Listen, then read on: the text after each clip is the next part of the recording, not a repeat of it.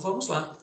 Bom dia, pessoal, sejam todos bem-vindos. Hoje, dia 10 de junho, e nessa nossa série de webinars, hoje temos a grata presença de receber o professor Walter Capanema, diretamente do Rio de Janeiro, da Escola da Magistratura do Rio de Janeiro, da Escola de Leis, professor, articulista e grande mestre aí de todos nós, meu professor de Direito Digital, sempre me incentivou a progredir nos estudos e tudo mais. A mim caberá somente fazer algumas orientações. Eu vou, como a gente tem feito, pedir a licença de todos para ativar o mudo de todos os participantes, tá bem? Assim a gente consegue, dessa forma, nos ouvir melhor, né? Sempre lembrando que as perguntas são muito bem-vindas. Elas podem ser feitas no chat. No chat, aliás, o primeiro post já é a lista de presença. É muito importante que todos assinem a lista de presença para efeito de conta de horas da aula, para ao final ser emitido o certificado, tá bem? Antes das perguntas que a gente vai deixar para o final, se eventualmente o palestrante não responder durante a sua explanação, a gente vai reiterar que a lista de presença é o primeiro post do chat, então basta vocês voltarem lá no comecinho, que já está com um monte de mãozinha lá para cima, e já está o link o link da lista de presença, tá? Como eu disse, os microfones serão colocados no mudo, mas é óbvio que, em sendo desejada a participação de cada um de vocês, basta pedir a palavra ou levantar a mão.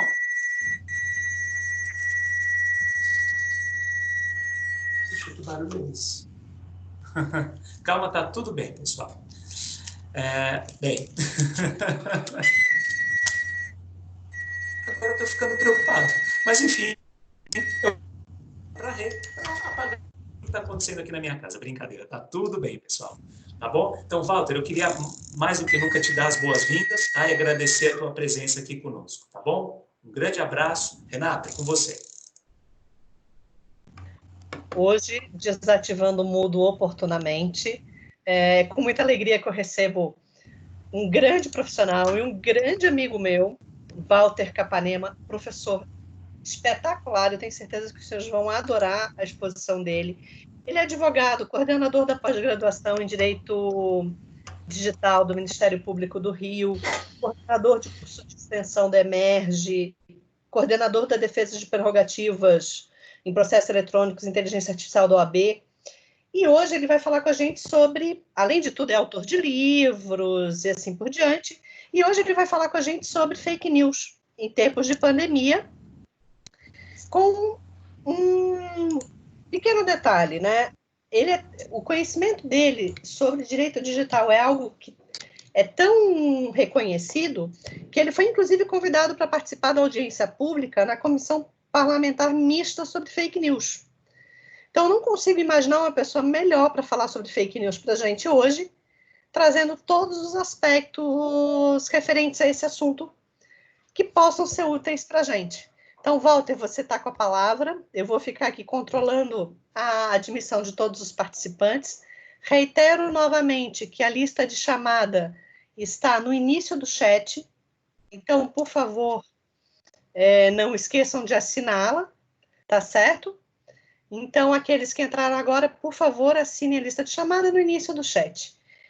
Walter, eu vou acionar meu mudo aqui, por favor. A palavra está com você. Muito obrigada por estar novamente aqui na EPM, nesse ambiente virtual, para dividir com a gente o teu conhecimento.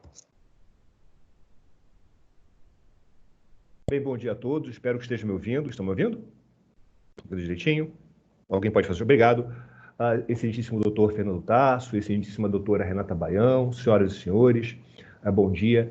É um grande prazer, uma grande honra participar de um evento aqui, eu posso dizer aqui, né, na Escola Paulista de Magistratura. Eu tenho muito carinho pelos professores Fernando e pela professora Renata, que gentilmente me convidaram para esse evento. É uma grande responsabilidade ouvir os outros professores, palestrantes que estão participando desse evento, todos eles eu admiro, eu não entendo porque eu fui chamado, mas eu gostaria muito de conversar com vocês sobre um tema que eu tenho estudado bastante, que são as fake news. Eu quero fazer uma abordagem com vocês, né, sobre a fake news e que tem tudo a ver no tempo que nós estamos vivendo, né? Se nós estamos vivendo num tempo de pandemia, é um tempo de medo. E o melhor lugar, por incrível que pareça, para fazer nascer e reproduzir as fake news são no medo. É por meio do medo, no ambiente com medo. Então, eu preparei uma apresentação para vocês, especialmente para vocês, para que a gente faça, eu pensei numa aula sobre as fake news. E, se vocês quiserem, vão fazendo perguntas que eu vou conversando com vocês durante a nossa palestra, a nossa aula. Se me permita aqui, eu vou conseguir compartilhar. Se Deus quiser, vai funcionar. Funcionou antes, mas vamos ver. Né? Deixa eu ver aqui. Está aqui. Espero que vocês estejam todos vendo. Está aparecendo, Renato? Tá certinho, obrigado. Então, eu pensei com vocês aqui falar em fake news em tempos de pandemia, né? O tema que me foi proposto.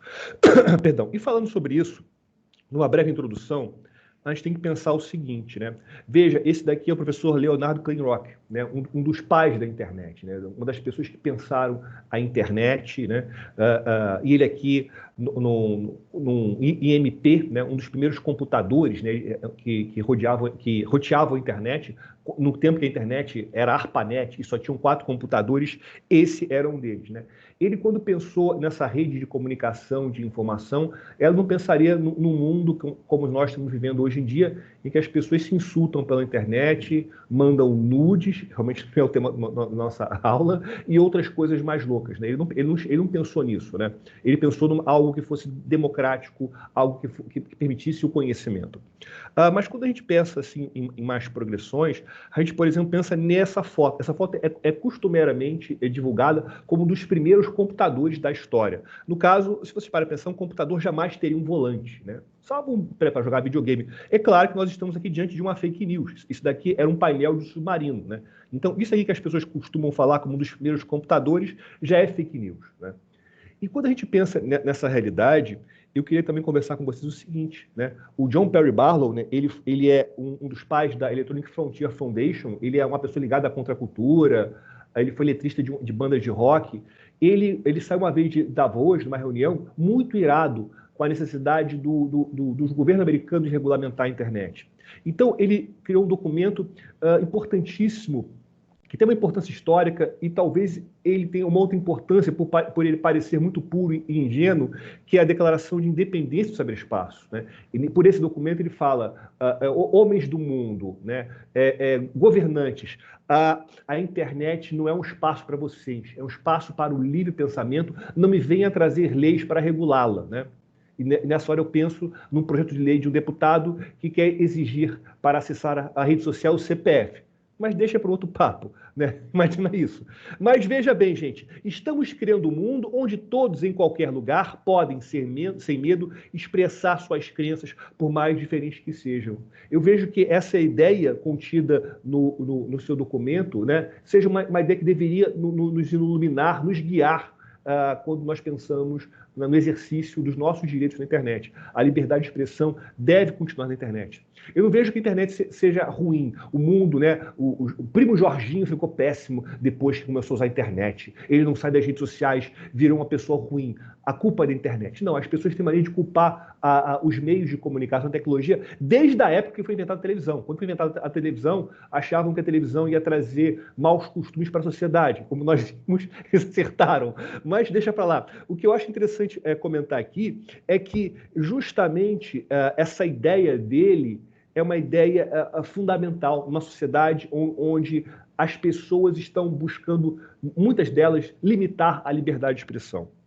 Eu digo isso até por causa dessa famosa capa da Time. Essa aqui é uma capa de 95, né? E essa capa da Time, ela foi importante porque ela inspirou uma lei chamada Lei da Decência das Comunicações. Lei da Decência das Comunicações. Uma coisa altamente, né? Século XIX, cavaleiro salvando a dama do dragão, né? Que nome louco. Então, veja, um estudo prova que a internet é o lugar da pornografia. E uma criança, um menino apavorado acessando a internet. Como nós poderíamos proteger nossas crianças? E hoje, né, no século XXI, nós estamos vendo que a pornografia é o menor dos problemas. Tem coisa muito pior do que isso na internet. Mas o medo inspirou a mudança da lei. Então, o medo, ele é um fator propagador dos fake news e é um fator muito importante para a atuação do legislador, que acaba atuando de forma apaixonada e, obviamente, fazendo besteira. Data velha. E veja, o presidente Trump, né, essa figura tão importante e tão polêmica, né, que ele foi eleito, né, as pessoas dizem que ele não merecia ter sido eleito, mas ele foi eleito segundo as regras eleitorais. Então, ele não foi o presidente legítimo. Não, embora ele não tivesse a maioria dos votos, ele foi eleito segundo as regras eleitorais para tanto, aquela regra complicadíssima, né, tão complicada quanto as regras do beisebol. Mas ele ficou famoso, né, justamente por ter cunhado, né, essa expressão fake news, né? E até já adianto um pouco, ele cunhou como talvez uma provocação, uma resposta ad hominem, ou seja, quando uma resposta direta a um jornal que o fosse perguntar, né? Era uma retrucagem pessoal. Ou seja, se a CNN fizesse a pergunta, não, eu não vou responder você porque você é fake news. Surgiu como uma qualificação de uma imprensa de algo que ele não concordava, né? E você pensa que mais adiante, eu botei 3 elementos e eu não sei se vocês conseguiriam imaginar a semelhança dentre eles 3, né? Eu tenho aqui o coronavírus, o alho e o enxofre. Bem, tem tudo a ver porque recentemente, essa semana, uma moça abordou o presidente Bolsonaro lá no Palácio Planalto e falou que ela tinha a cura do coronavírus que tinha a ver com alho e enxofre, né? Que você comer um dente de alho por dia liberava enxofre, que o enxofre combatia o coronavírus, e o presidente ficou impressionado e marcou uma reunião dela com o Ministério da Saúde, né? Então, vocês vejam o quanto a fake news, né, tem fator para influenciar os nossos governantes, né? E eu realmente não posso dizer se a enxofre cura alguma coisa, mas eu acho, né, pelo que a Bíblia fala, eu acho que não deve ser boa coisa. Mas, dito isso, eu quero conversar com vocês sobre definição de fake news. Eu acho muito importante a gente conversar sobre isso, e eu vejo pouco isso. Porque, veja, se nós entendemos que a fake news é um dos grandes inimigos da nossa sociedade, é importante que nós possamos delimitá-lo. Porque se a gente delimita o inimigo, a gente materializa, a gente sabe sabe aonde deve acertar e evita injustiças, evita atingir a liberdade de expressão. Eu, particularmente aqui, quando eu ministrei um evento, quando eu participei de um evento do TSE ano passado, acho que em junho do ano passado, eu procurei trazer para esse evento uma definição, né? Eu pensei numa definição eleitoral, mas que eu acho que essa definição ela pode ser também aproveitada para a fake news em geral. A minha definição, que eu coloco aqui até para análise das senhoras e dos senhores, é a seguinte, né? Deixa eu passar aqui o Trump novamente, né? Depois eu volto aqui. É a desinformação com a intenção de prejudicar ou beneficiar alguém. Porque eu vejo a desinformação que prejudica, sim, é algo danoso, mas a que beneficia também é prejudicial. E quando eu pensei, originalmente, eu pensei na fake news eleitoral, quando um prefeito fala que construiu 10 mil casas, mas quando não construiu nenhuma. Ou quando uma empresa ela anuncia um benefício, um feature de um produto seu, né, quando na realidade não tem qualquer benefício, quando não tem qualquer vantagem. Para mim, isso é uma desinformação. É claro que não estaria incluída aí o dólar bônus, né? A melhor pizzaria da Moca, a melhor pastelaria do Rio. Quer dizer, essas coisas realmente não estariam nesse conceito. Mas eu entendo que nesse conceito que eu trago é uma desinformação lesiva, seja beneficiando, seja prejudicando. Então, essa é a limitação que eu faço. É a desinformação que traz um prejuízo à sociedade. E por trazer um prejuízo, ela vai autorizar, vai legitimar a atuação do judiciário. Eu vejo que o judiciário, concordo com muitos juízes quando dizem que o judiciário não deve ser o fiscal da verdade, concordo. Mas o judiciário deve fazer cessar e deve punir quem utilizar a desinformação para benefício ou prejuízo.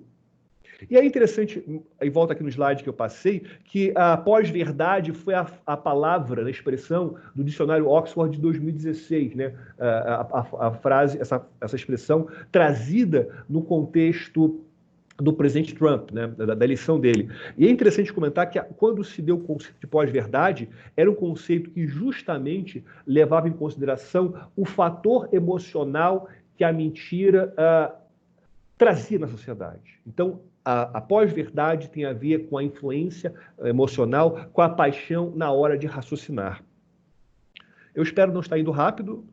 até porque eu separei bastante assunto para vocês, e eu penso para vocês em origem histórica. Eu acho que, sempre quando eu ministro alguma aula, eu vou dizer para vocês que até eu revelo aqui, eu sou cristão, em nenhum momento aqui eu quero fazer a cabeça das pessoas, mas eu vejo que ainda que você não acredite na Bíblia, a Bíblia é um livro histórico importante. E eu vou dizer para vocês que eu acho que toda aula que encontrei um assunto, que eu vou buscar a raiz histórica de alguma coisa, o relato mais antigo, eu acho algo mais na Bíblia. Se você for procurar, o primeiro relato de espionagem é Josué em Canaã. O primeiro relato de engenharia social, você tem lá o rei Salomão. E eu acho que o primeiro relato de fake news na história é justamente aqui Adão e Eva. E veja, eu faço aqui uma justiça histórica. A Eva foi acusada, né, de ter pecado. Não, Eva não fez nada errado, porque na Bíblia Deus fala para o Adão, não se mete nessa árvore.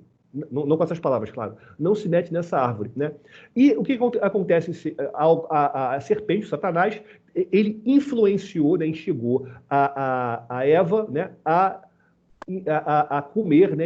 Ou seja, o culpado mesmo dessa história foi o Adão.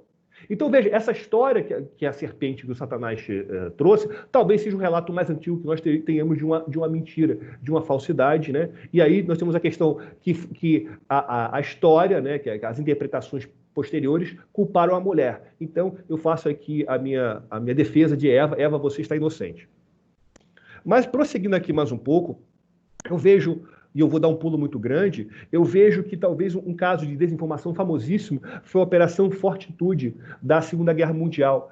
Veja, em 1944, a partir do momento que os Estados Unidos entrou para a Força Aliada, né, ela deslocou grande parte de seus soldados para a Inglaterra para partir daí fazer a invasão da chamada Fortaleza Europa, né, para toda aquela Europa fortificada dominada pelos nazistas. O Hitler sabia que iam ser invadidos pela França, porque a distância entre a Inglaterra e a França era pequena, razoavelmente pequena, né, em comparação aos outros lugares. Mas ele não sabia por onde. Então, o que acontece? Os aliados criaram uma grande operação de desinformação com tanques de guerra de madeira, paraquedistas de isopor.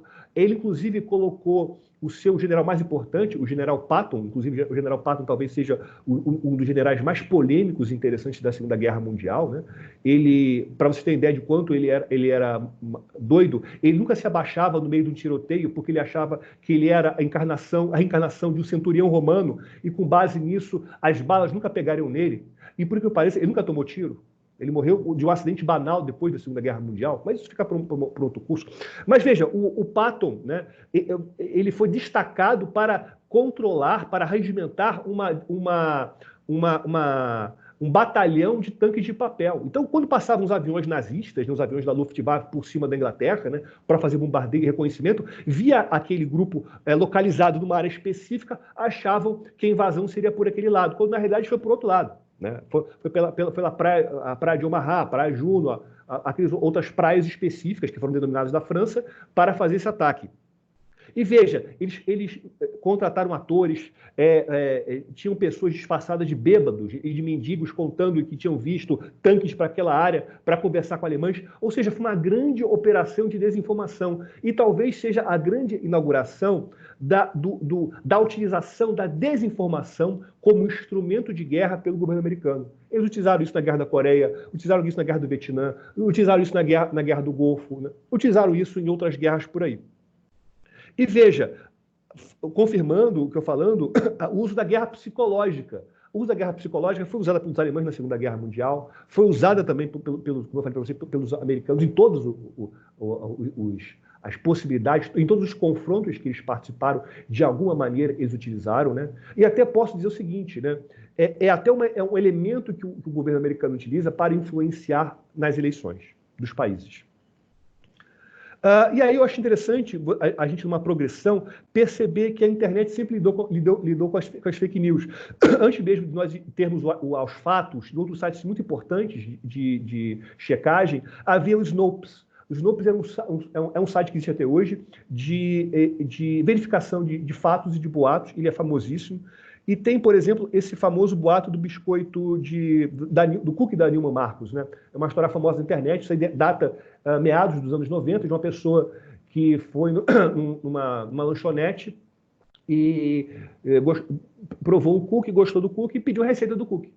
Aí pagou o cartão de crédito, foi embora e guardou o recibo. Quando foi olhar, a empresa tinha cobrado dele, na comanda, né, na nota fiscal, o valor da receita dos cookies, né? Acho que eram $200. E o nosso amigo, de raiva, resolveu divulgar para o mundo as receitas do cookie. Né? Eu mesmo experimentei, né, por motivos acadêmicos, e posso dizer que não era grande coisa.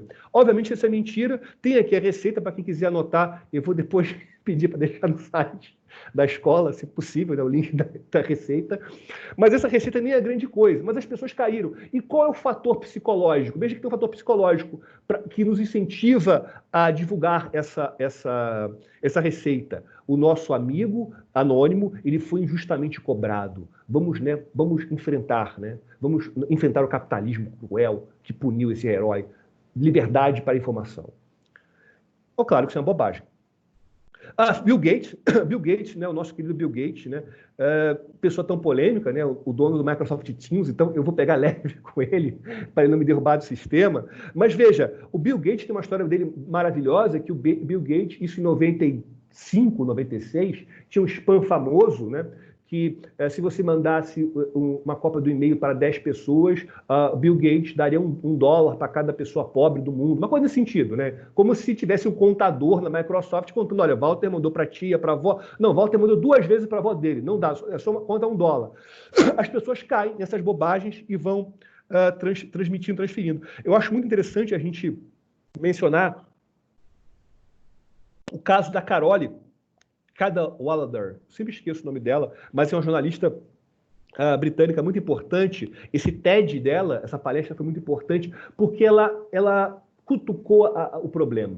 Ela mostrou o quanto as plataformas de internet lucram com fake news. Né? Eu já adianto, eu vejo que as plataformas da internet, elas estão querendo lavar as mãos, elas se colocam como meros meios de comunicação. Não, olha, eu sou só meio de comunicação, meu amigo, eu não quero mexer na liberdade de expressão. Na realidade, é preciso ser dito, as redes de comunicação, os provedores de aplicação, na linguagem do Marco Civil, eles lucram com qualquer discurso. Se você tem um site neonazista com 10 milhões de seguidores, ou tem um site de jardinagem com 10 milhões também, o Facebook vai estar ganhando dinheiro da mesma maneira. E veja bem, as redes sociais são, digamos assim, empresas de mídia que lucram com o nosso trabalho gratuito, e nós somos remunerados por curtidas, sorrisos e tapinhas nas costas virtuais. É isso. E eles deveriam ter um cuidado maior com isso. E vejo que, por uma pressão, eles agora estão sendo forçados a ter essa preocupação. Veja, eu não quero aqui fazer um discurso contra as redes sociais. Eu acho que elas são importantes. Mas eu quero aqui provocá-las para cumprir a lei e assumir as suas responsabilidades. Eu vou comentar um pouquinho sobre isso mais adiante, né? Eu tendo tempo, né? Veja, e a questão dos robôs, né? Você veja, não adianta nada, né? Você não precisa ter um perfil criado para isso. Você pode ter perfis criados eletronicamente, né? E você tem, às vezes, um perfil... Quando você tem um perfil com a bandeirinha do Brasil, né? Um monte de letra, um perfil com a bandeirinha vermelha, com um monte de letra, pode ter certeza que é um robô de um dos 2 espectros políticos brasileiros, dos extremos políticos brasileiros, que vão brigar com você em algum assunto. Né? Então você vai dar bom dia, você vai criticar alguma coisa do presidente, aparece alguém do nada, né? Um robô, para poder te enfrentar, ou até mesmo para levantar a relevância de uma hashtag em uma rede social, como o Twitter, por exemplo. Isso acontece muito. Não? Então os robôs são, digamos assim, autores imediatos, se é que é possível dizer isso, dessas condutas de fake news que são disseminadas pelos organizadores e pelas mentes, né, humanas por trás dessas mentes digitais. E eu queria também trazer para vocês uma classificação que eu fiz. E essa classificação, eu digo até, é pessoal, com base na minha observação sobre o fenômeno. Então, eu fiz aqui uma classificação em 3 tipos. Né? Eu vejo que a fake news ela pode surgir a partir da criação de um fato falso. Né? E eu vejo como, por exemplo, eu cito aqui um precedente da Suprema Corte Americana. Veja, um precedente da Suprema Corte Americana de 1919, né? O famoso Schenck versus United States, né? Que inaugurou aí a doutrina Shouting Fire. Né? Foi muito interessante, porque eu trouxe aqui um pequeno excerto desse texto traduzido, né? Que ele coloca assim: é um texto traduzido do site OIES, né, que ele comenta o julgado da Suprema Corte Americana, que diz: articulado pela primeira vez o teste de perigo claro e presente, né, Clear and Present Danger, Holmes, né, o Justice Holmes, Wendell Holmes, concluiu que a primeira emenda não protege a fala que se aproxima de criar um perigo claro e presente de um mal significativo que o Congresso tem o poder de impedir. Holmes argumentou que a disseminação generalizada dos folhetos, eram folhetos contra o alistamento eleitoral para a Primeira Guerra Mundial, era suficientemente provável para atrapalhar o processo de recrutamento. Famosamente, ele comparou os folhetos a gritar falsamente fogo em um teatro lotado, o qual, o que... não dá para ver, não é permitido pela primeira emenda. Então, veja, eu penso aqui direto, veja, com aquela história de uma moça aqui no Brasil que falou que estavam enterrando caixões vazios. Eu vejo, ela criou deliberadamente um perigo data vênia, ela criou um perigo inexistente. Então, vejo, eu posso trazer aqui no direito comparado esse precedente que eu acho importantíssimo.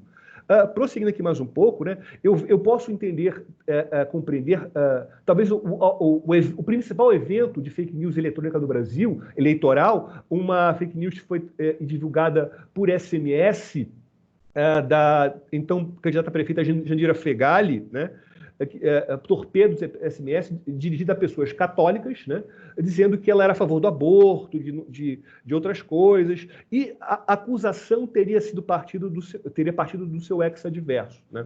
O que é interessante comentar, eu me lembro que uma vez eu participei de uma aula, e no final da aula veio uma pessoa que era ligada a marketing, isso deve ter sido em 2010, né? Nem se fala em fake news. Uma das pessoas dirigiu para mim, dizia que trabalhou na campanha de um determinado governador do Rio que foi preso. E aí eu não estou detalhando quem foi, eu acho que quase todos foram, então vocês não vão descobrir quem é, que eles fizeram uma campanha de que, usando contas falsas em redes sociais, em cybercafés não, em lan houses, eles estavam disseminando notícias para prejudicar o ex-adverso e venceram a eleição assim. Foi o que ele falou naquela época, não sei se aquela pessoa era aquilo, mas foi o relato que me foi trazido, né? E o que eu acho importante comentar, Sérgio Moro, agente da CIA. Veja, Sérgio Moro esteve lá na CIA para fazer um curso e tal, então se cria um fato em relação a ele. Não se fez uma fotomontagem do Sérgio Moro entrando no prédio da CIA, Sérgio Moro, mas se criou uma história. E essa história foi disseminada por pessoas inteligentes, né? Você tem uma intelectual ligada ao PT, um padre também ligado ao PT, uma autoridade religiosa também ligada ao PT, disseminando isso sem qualquer prova. E veja, não faz nenhum sentido a CIA poderia fazer tantas coisas. A CIA, pelo que eu aprendi nos filmes do Jason Bourne, ela costuma matar as pessoas, né, os inimigos, né, dela, né, sem querer ofender a CIA, mas foi o que eu aprendi. Né, ela regimentaria um juiz brasileiro, né, esperando um dia que ele fosse sorteado, né, para um processo que pudesse prejudicar o presidente da República. Eu acho que não faz o menor sentido, mas tem pessoas que acreditam. E eu já assisti palestras em que pessoas estavam alegando isso. E veja, eu não estou aqui julgando o ex-ministro, ex-juiz Sérgio Moro. Eu estou falando que esse fato do agente da CIA não faz sentido. Se ele for realmente o agente da CIA, ele está escondendo bem. E veja, muitas vezes é mudar o contexto, né? Então, veja, essa foto aqui, então, Sérgio Moro, ele saiu do cargo de ministro, ele renunciou, ele é um traidor, né? E veja, esse caso aqui do Sérgio Moro, ele não está nem ele meio de respeito à quarentena, olha ele comprando cerveja, água e talvez, acho que pizza, sem a máscara. Sérgio Moro não obedece à quarentena. Então, veja, a foto é verdadeira. Eles só mudaram o contexto. Essa foto foi tirada antes da quarentena. E eu acho que não há nenhum problema dele comprar o engradado dele da cerveja para beber com os amigos, né? Assistir o Netflix, né? É o direito dele constitucional, não tem nada errado nisso. Ou então ainda, você veja, uma fake news também famosa foi uma foto da Marina Silva andando com um grupo de pessoas na mata. Essa foto foi divulgada com uma mudança de contexto. A foto não foi alterada, foi uma mudança de contexto dizendo que ela estava invadindo famílias, invadindo fazendas, quando na realidade ela estava protestando contra desmatamento, salvo o melhor juízo, lá na terra dela. Então veja, é tudo mudança de contexto. Ou ainda o famoso golpe, que é chamado de golpe nigeriano, né? Esse golpe 419 porque no Código Penal nigeriano é o artigo equivalente ao nosso estelionato. Então, é aquele famoso e-mail do ditador que faleceu e deixou 20 milhões de dólares e o parente dele quer dividir comigo. Mas ele só precisa de 2 mil dólares para os embaraços aduaneiros. Data vendo, eu sou carioca, cariocas não caem nesses golpes, né? Nós já estamos acostumados aqui com tanta coisa dos nossos governantes, né? Que a gente está acostumado. Então isso não acontece com a gente. Mas muita gente cai, muito americano cai nesse golpe, né? Então veja, é uma fake news. E veja, esse caso do golpe nigeriano vem desde o tempo do fax. Ele começou com o tempo do fax. Renata, eu não estou vendo aqui as perguntas do chat. Eu acho que não dá para ver aqui na tela inteira. Eu acho que vou então deixar para o final, então, tá? Eu estou prestando atenção. Tem dois participantes que estão com a mão levantada. A gente deixa para eles fazerem perguntas ao final. Tá. E a Silvia pediu indicação de bibliografia, de livro, artigo científico sobre a história da fake news. Mas você pode deixar isso para o final também. Eu estou prestando atenção. Obrigado, querida. Tá bom? Eu vou deixar no final um link de um e-book que nós fizemos sobre fake news, né? Tá bom. É gratuito. Melhor. Melhor ainda. Esse caso é interessantíssimo, esse caso me dói muito o coração, porque aconteceu aí em São Paulo, no litoral do Guarujá, uma dona de casa que foi assassinada, ela foi linchada, né, pelo Tribunal Penal da Internet, porque ela foi acusada falsamente de bruxaria e de sacrificar crianças. Eu vi o vídeo dela sendo linchada e foi um dos vídeos que mais me deixou triste, mais doeu meu coração, porque ver uma mulher...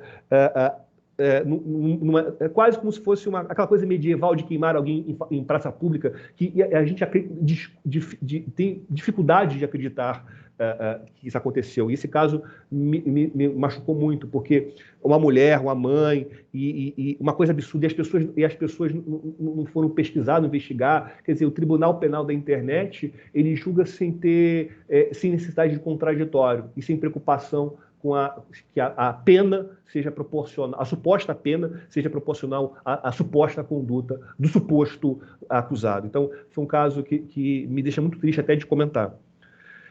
A criação de uma montagem. Então, eu vejo que a fake news ela pode ser mais elaborada quando você tem uma fotomontagem. Eu adoro essa montagem do Aécio, né, com essa moça. Eu preferi não mostrar a foto toda, mas a moça está com uma roupa muito justa, né? Então, mostrando que o Aécio é um cara que não gosta de trabalhar, que não sei o que lá. Obviamente, essa foto é uma montagem, né? Você pode ver aqui pelo rosto dele, pelo pescoço.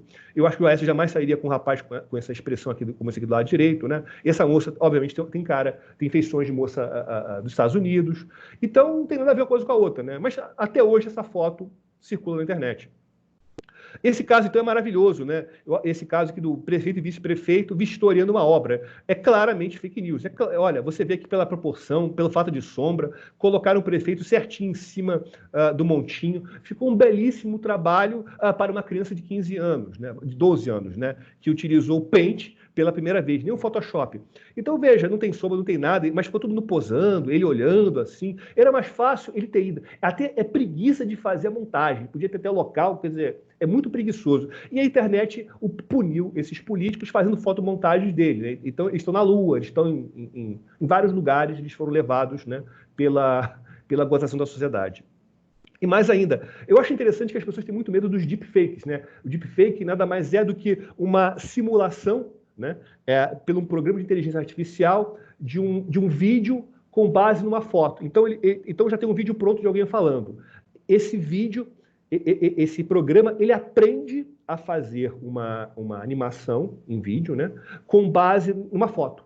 Então ele aprende a fazer a articulação da boca e do olhar, tudo com base na foto. Interessante que esse nome de deepfake não é um nome científico, é o nome do usuário de uma rede social que começou a postar simulações pornográficas de atrizes de Hollywood, né? Então esse negócio de deepfake a gente acha que é da NASA. Não, deepfake foi um rapaz, provavelmente um rapaz solitário que inventou isso para o seu prazer. Mas o que acontece é que é algo que ficou muito moderno e as pessoas acham que isso vai influenciar as eleições. Eu digo o seguinte, não precisa de um deepfake para as pessoas acreditarem. As pessoas acreditam no que elas querem acreditar. Se eu acredito que a Terra é plana e Olha, não adianta você mostrar uma foto para mim, como tem um vídeo agora da nave do Elon Musk, né, com os astronautas em câmera lenta. Eu vou dizer, isso a NASA fez no laboratório. Não vou acreditar na mídia golpista. A mídia é golpista. A verdade está no meu grupo de WhatsApp. Então, as pessoas acreditam no que elas querem, sendo deepfake ou não. Elas podem acreditar num texto bobo, numa fotomontagem. Não precisa chegar a esse grau de excelência.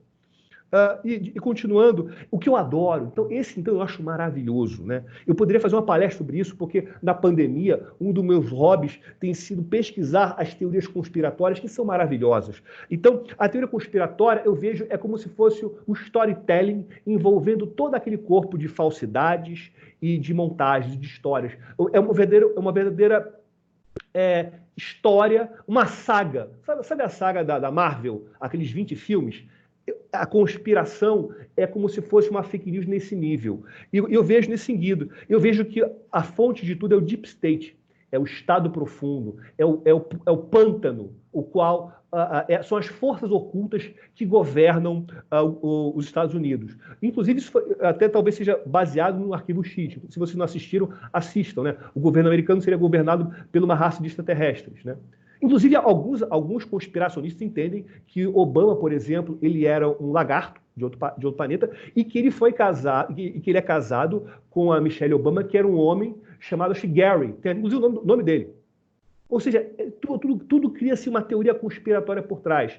Então, nesse contexto do Deep State, veja, por exemplo, tem um personagem muito interessante que é o QAnon. O Q, ele foi um personagem que surgiu na rede social, no fórum, né? Reddit, né? No Reddit não, foi no 4chan. No 4chan. E lá no 4chan é uma pessoa que se assinava como Q, né? Como Q, e ele, digamos assim, ele trazia as profecias do governo Trump. Ele dizia em código várias coisas que supostamente aconteceram ou que vão acontecer, né? E ele virou uma espécie de um herói da direita trumpiana. Tanto que várias pessoas utilizam bottoms, como esse soldado aqui, que tem um Q. E ele tem várias teorias em que ele mostra como o Estado profundo está lutando contra o Trump e como o Trump está como um cavaleiro heróico enfrentando as forças do mal gigantescas. Você vê aqui, por exemplo, né, o famoso escândalo Pizzagate, que, veja, eu posso até resumi-lo, esse quadro resume tudo. Eu vou tentar falar em uma frase e veja se vocês conseguem captar. É uma rede de pizzarias satânicas que sacrificam crianças, e essa rede de pizzaria é ligada a Hillary Clinton. Repito, é uma rede de pizzaria satânicas que abusam crianças por satanismo, ligadas a Hillary Clinton. E o Kill, ele é uma das pessoas, né, que seria ligada ao Trump, que revelou isso, né? E um dos grandes divulgadores dessa tese é o Alex Jones. O Alex Jones é uma figura muito controvertida nos Estados Unidos. Ele é dono de um canal, de uma rede chamado Infowars, né? Que é realmente então, aquelas teorias conspiratórias mais loucas do mundo, né? Ele é um personagem muito, muito polêmico, ele vende no site dele remédios que supostamente não funcionariam, é um cara complicado. E ele divulgou muito essa tese do Pizzagate. Essa tese do Pizzagate é muito forte nos Estados Unidos, né? Olha, isso aqui é uma foto dessa pizzaria, o nome da pizzaria é Planet Ping Pong, e esse aqui é o Jimmy Comet, que seria um dos donos da pizzaria. Ele postou a foto dessa criança, né, na pizzaria, né, com uma piada. E, segundo os teóricos da conspiração, essa seria uma prova de que a pizzaria é satânica e abusa de crianças. Ou seja, as pessoas acreditam no que elas querem acreditar.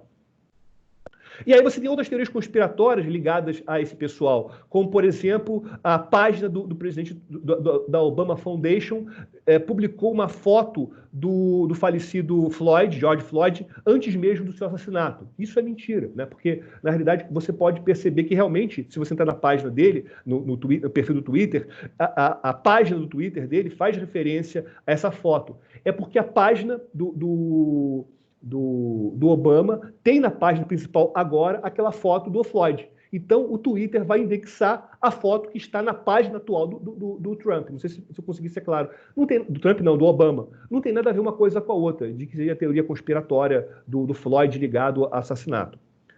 O Pizzagate, olha que coisa complicada.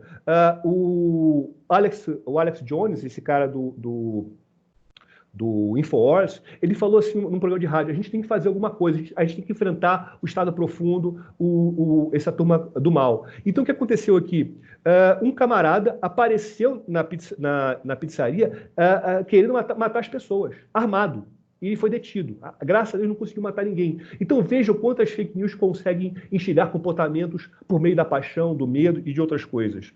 Esse caso aqui recente, né, eu estou fazendo parte de um grupo lá que tem fake news, obviamente para fins acadêmicos, tenho me divertido muito. Esse aqui é um frame do filme Capitão América, o Primeiro Vingador, de 2011, e esse frame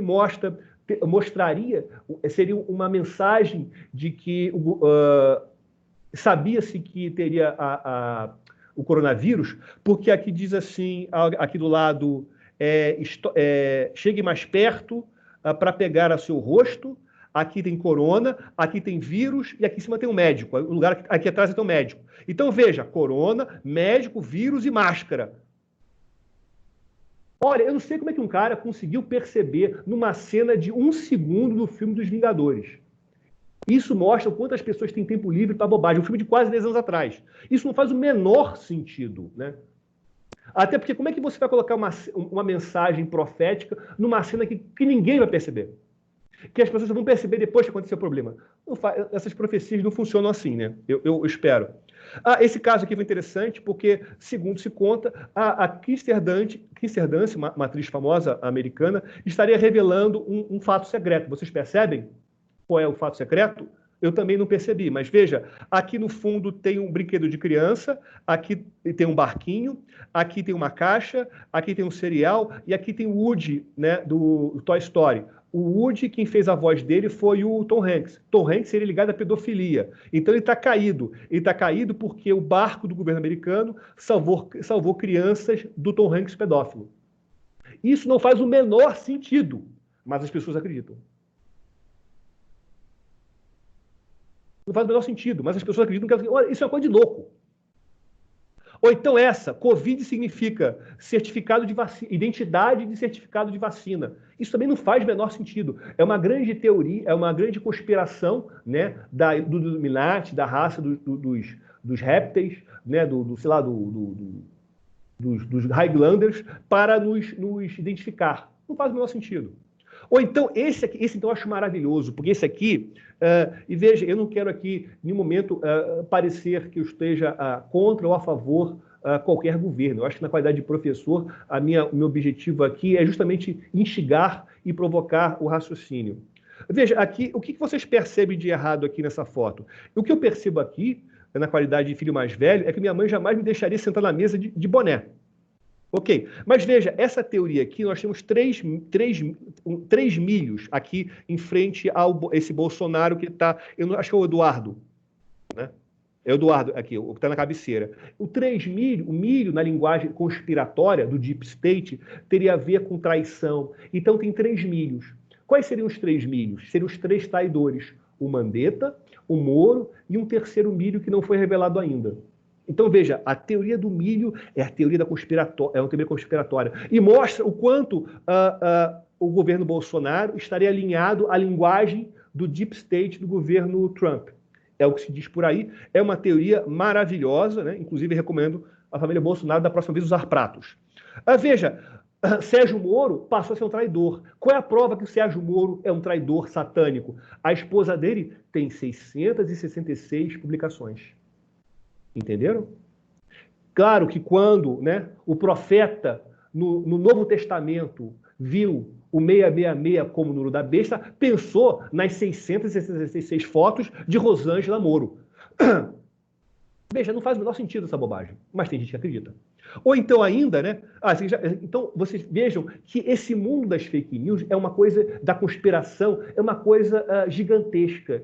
E ela tem a tendência de circular mais porque tem uma história. As pessoas adoram histórias loucas. Eu queria também falar com vocês sobre a CPMI das fake news, né? Eu tive o privilégio de ter participado da primeira reunião, a convite da deputada Lídice da Mata, E foi uma reunião muito produtiva e interessante. Até porque, por ter sido no começo, os dois lados, de direita e esquerda, eu posso dizer para vocês que foram muito educados comigo, muito gentis, conversamos, né, tranquilamente, e foi muito, eu posso dizer que foi muito divertido, pelo menos para mim. Veja, eu participei dessa primeira audiência e minha contribuição foi uma contribuição que tem lá no site da Câmara do Senado, que eu procurei fazer uma análise dizendo o seguinte: o que a gente precisa combater, né? O que a gente precisa enfrentar e como a gente deve enfrentar isso. E o plano de trabalho, veja que a CPMI ela tinha um âmbito muito grande, né?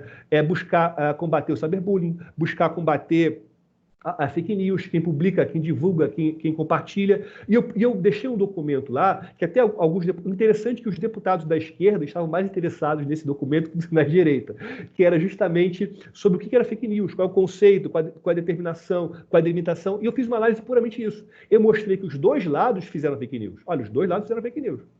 Eu não posso dizer, eu não poderia chegar e afirmar, um dos colegas da reunião falou que os advogados mandam, é a categoria que mais manda fake news. Eu falei, DataVenue isso é fake news, porque você tem que, primeiro, que identificar quem fez, e depois você vai ter que fazer um teste de Ibope e perguntar para ele, olha, qual é a sua profissão, qual é a sua escolaridade. Eu acho que não existe isso, DataVenue. Eu acho que ele quis, DataVenue, forçar uma barra contra os advogados. E aqui minha participação, eu confesso que aqui o repórter não pegou a minha melhor feição, mas é a prova que eu estava lá, eu vou passar rapidamente para não perturbá-los. E aí eu passo para outro ponto, que é o inquérito das fake news. Esse inquérito das fake news, perceba, né, que de março tem mais de um ano, perceba aqui que esse inquérito, ele é um inquérito que, para mim, DataVenue, ele é absurdamente ilegal, inconstitucional e tudo de ruim. Né? Desculpa se alguém concorda, mas eu diria para vocês que a maioria dos professores, doutrinadores, não concorda. Eu acho os que são minoritários só assim são porque é espírito de porco. Lá no fundo eles concordam, mas, sabe, mas é chato concordar com todo mundo. Né? Porque é impossível, né, você ter um inquérito promovido por quem não pode investigar, que é o judiciário, investigar crimes inexistentes, porque não existe crime contra a honra de um órgão público, não existe. E não tem um fato delimitado. Né? Então, ao meu ver, esse inquérito 4781 vai entrar para a história como um instrumento DataVenue totalmente ilegal, totalmente absurdo, porque viola os princípios mais importantes do devido processo legal, do contraditório, tudo aquilo que a gente estuda na faculdade, em processo penal 1, esse inquérito eu acho que DataVenue, ele desrespeita. Então, eu acho que era isso que eu tinha que dizer sobre ele. Né? Várias pessoas sofreram buscas e apreensões, né? Mandados de busca e apreensões, foram objeto de mandado de busca e apreensão com base nesse inquérito, né? E eu acho que algo absolutamente absurdo, porque você, em primeiro lugar, não tem crime de fake news.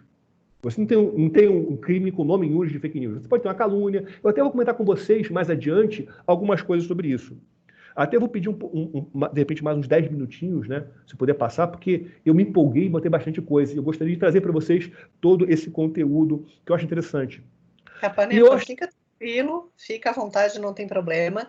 Uhum. Só avisando para quem está presente aqui, por volta das 11 horas da manhã, eu vou disponibilizar novamente o link de presença para quem está pedindo no chat. Eu não estou fazendo isso agora, para que eu possa acompanhar as considerações e as perguntas, e depois, quando eu retornar para o professor Capanema, fique mais fácil de identificar isso, bem como as pessoas que levantaram as mãos, tá certo? Então, eu peço que vocês tenham um pouco de paciência, às 11 eu disponibilizo a lista de presença para vocês assinarem novamente. Professor, segue à vontade, não tem problema, eu vou avisando você, tá bom? Obrigado. Desculpa aí, gente. Então, o que eu queria... Obrigado, professora.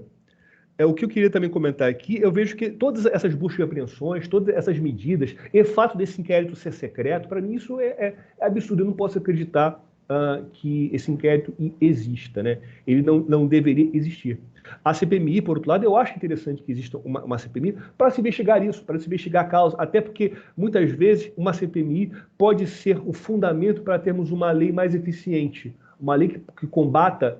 Eu não vejo a CPMI... na tradição das CPIs brasileiras como um instrumento de punir alguém, porque isso não aconteceu. Mas eu vejo, e tem acontecido, a CPMI como um instrumento a embasar a criação de leis mais eficientes, como nós tivemos em alguns momentos na CPMI da pornografia infantil, né, que até provocou algumas mudanças na legislação. salvo melhor juízo. E fake news tem a ver com proteção de dados? Eu vi que nós tivemos professores falando, e inclusive vão falar sobre proteção de dados, professores maravilhosos, e eu acho que tem tudo a ver com proteção de dados. Por quê?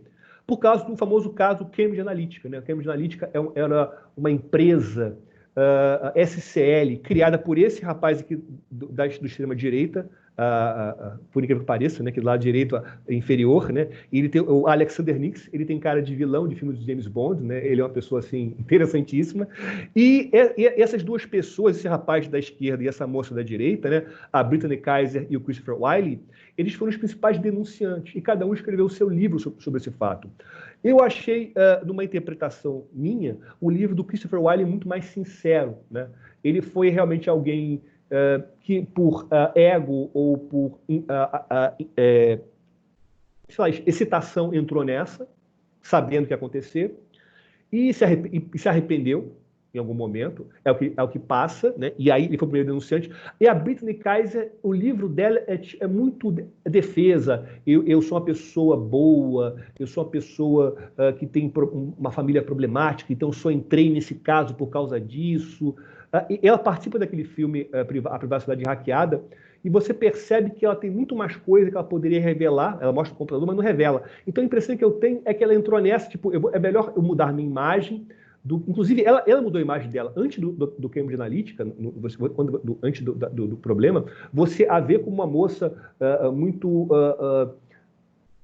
uma pessoa que demonstra luxo, glamour, muito bem maquiada, muito bem. Depois do caso, ela parou de usar a maquiagem, ficou uma coisa assim, uma expressão mais angelical. Quer dizer, eu percebi isso, a ver com a minha visão de advogado, né? Que eu acho, ela tentou fazer uma mudança de imagem. E o próprio Christopher Wiley, no livro dele dá essa dica, né? E a Carole Caladwar, nas reportagens que ela fez do The Guardian, ela instiga muito e mostra muito como a Brittany seria, digamos assim, a mente por trás da Cambridge Analytica. Porque pela Cambridge Analytica, na verdade, é o seguinte, é uma empresa inglesa que foi depois, digamos assim, mudada por uma família de investidores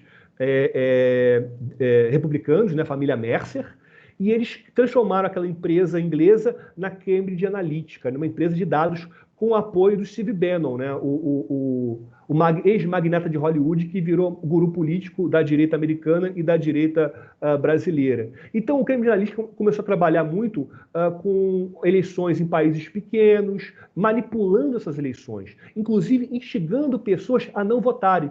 Não precisa votar porque o teu candidato já ganhou. Não precisa votar porque vocês vão perder mesmo. Então, eles sabiam, olha, esse grupo pode ser um grupo que vai fazer diferencial. Então, vamos, usando psicologia, direcionar mensagens para eles.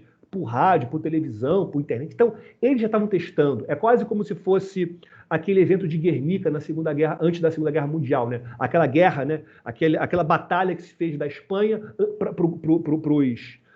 aquele quadro do Picasso, né, que tem a ver da batalha, esqueci o nome da batalha, né, da Espanha, ajudando o Franco. Eu não sou muito bom em esses jogos de memória, mas veja, era preparação, assim como o Hitler, ele preparou seu exército na invasão da Espanha. Eu vejo que a Cambridge Analytica preparou a sua invasão aos Estados Unidos nesses países menores, países africanos, países da América Central, e por meio de um aplicativo, esse aplicativo de personalidade no Facebook, né, pegando acesso à API, né, a ferramenta de comunicação do Facebook, se passou aí a ter acesso a todos os dados do usuário que fez o teste de personalidade, como de todos os amigos deles. Então, basicamente, eles tiveram acesso de todos os usuários americanos do Facebook.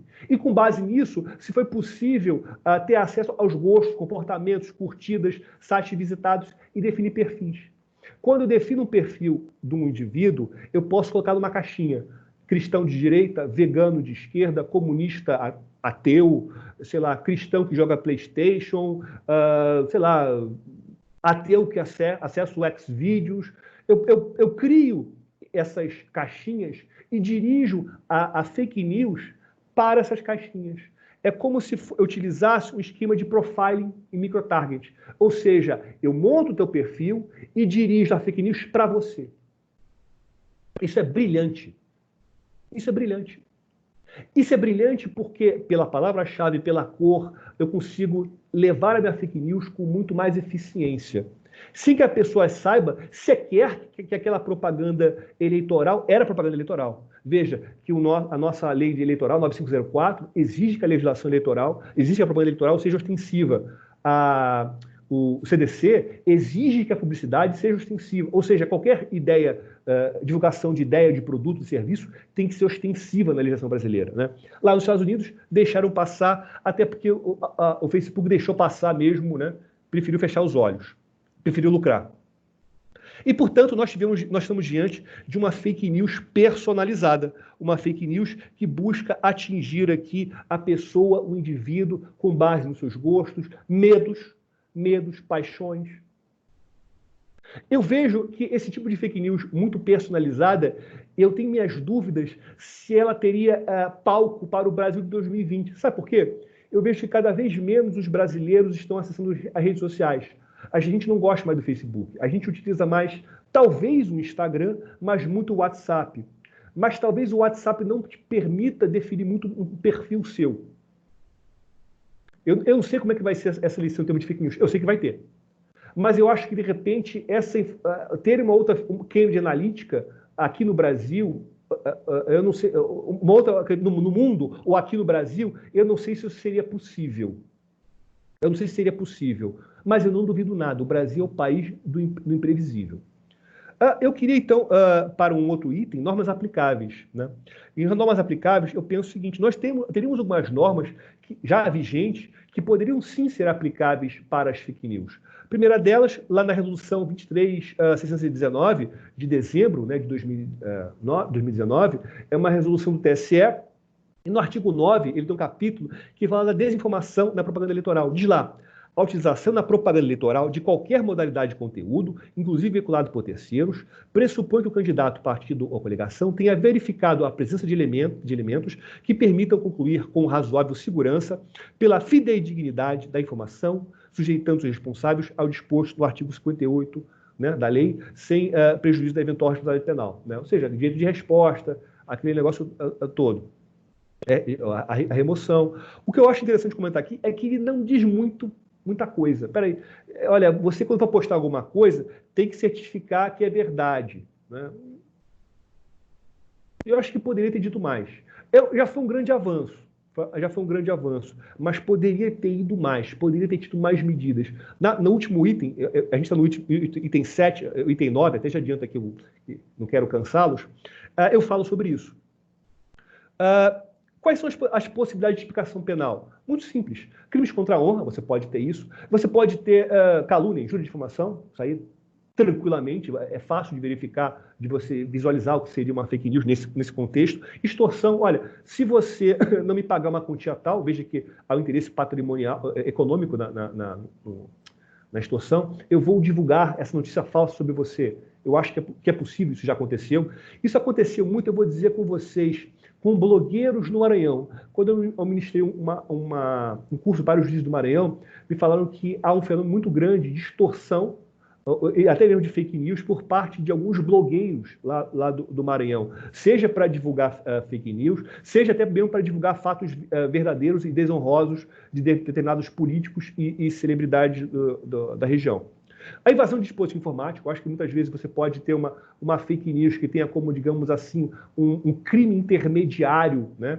A invasão de dispositivo informático. Eu vejo que a invasão de dispositivo informático é um time que dificilmente vai ser tipificado, porque ele vai ser absorvido por outro. Quem invade por algum objetivo. Eu posso invadir para pegar uma foto sua, para criar um fake news, né? O crime, de repente, final vai ser aquele crime de injúria, de calúnia, qual seja.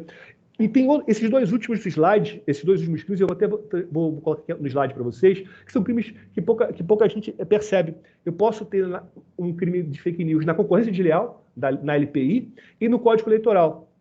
Na LPI, eu vejo lá no 195, naquele rol gigante 195. Comete crime de concorrência desleal quem publica por qualquer meio falsa afirmação em detrimento do concorrente, com o fim de obter vantagem. Pronto.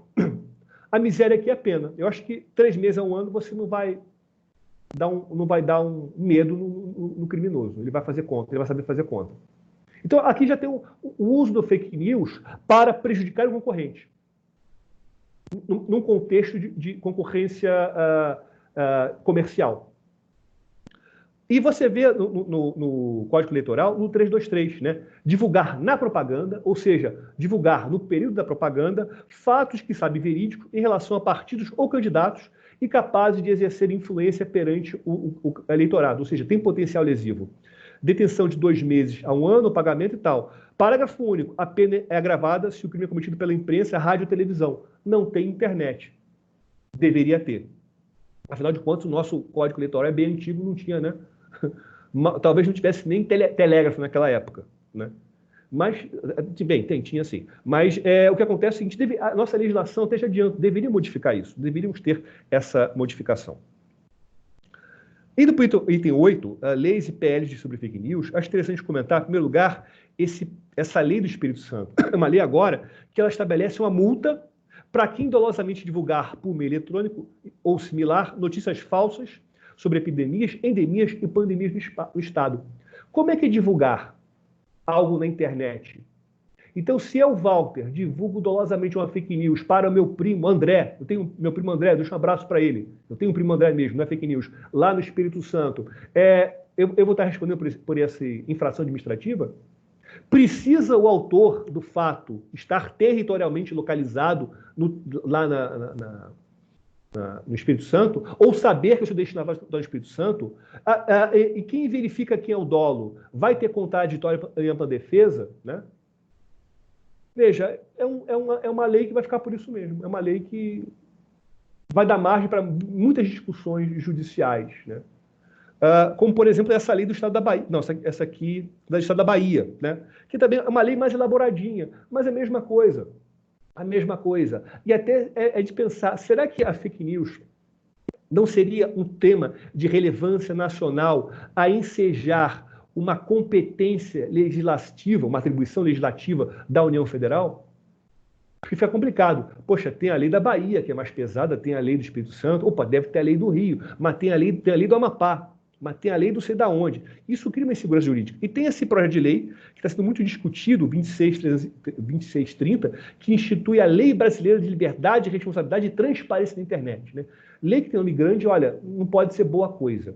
E essa aqui, no seu artigo 1º, ela estabelece várias normas de como se combate fake news, desinformação, e fala que ela não se aplica a um provedor, né, que seja rede social com menos de 2 milhões de habitantes.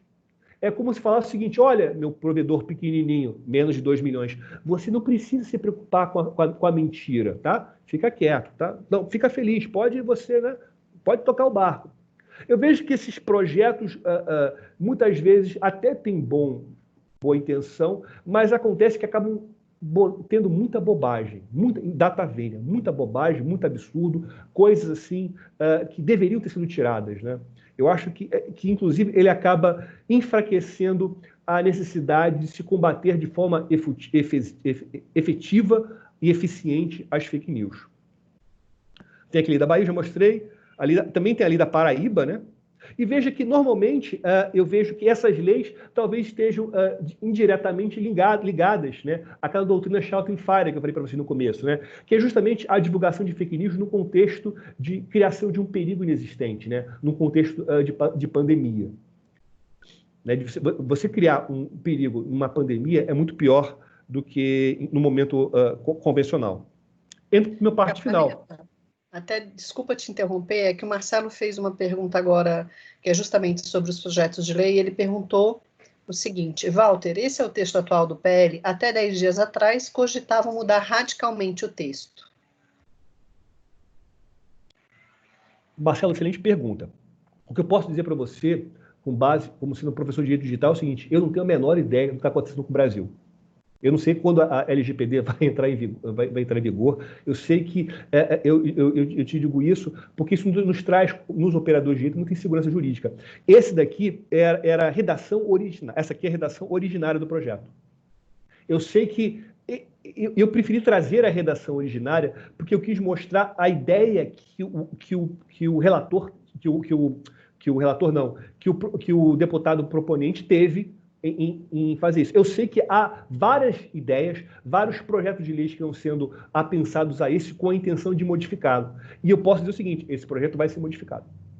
Até porque os políticos, para defender seus interesses, agem de forma muito eficiente.